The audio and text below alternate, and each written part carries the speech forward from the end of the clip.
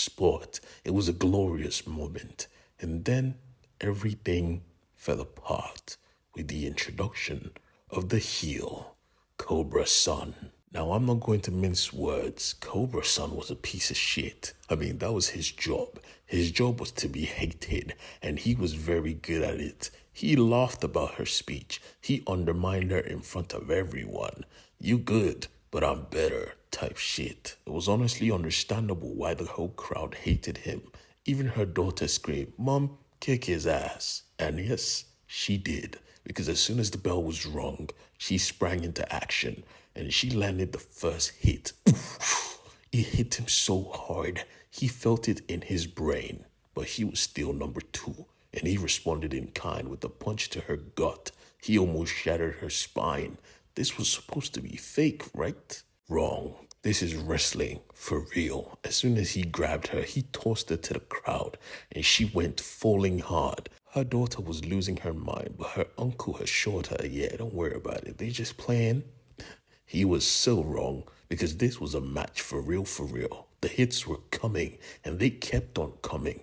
I mean, Cobra Sun had to go off stage, pick her back, and bring her into the ring to beat her up some more, looking to grab her and do his special move. He was in the process of doing this until everything went wrong.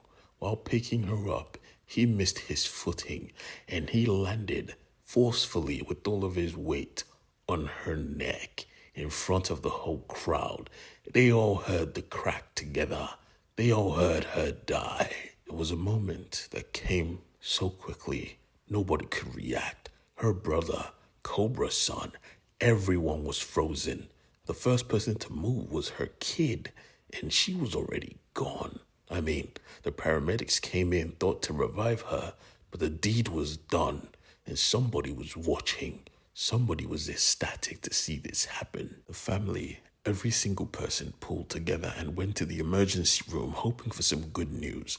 Her kid remembered the conversation she had with her mother about death. You see, her mother was not too religious. She just believed death was another form of life. But at this moment, when she looked at her father's face and he said to her, "She's gone," she knew that death was final. Everything changed that night. Everything. And 10 years later, we see she's following in her mother's footsteps, except she sucks. Shorty was in the middle of her own match and she was losing like a child. I mean, don't get me wrong. When it comes to raw talent, she's got it. Everyone knows this.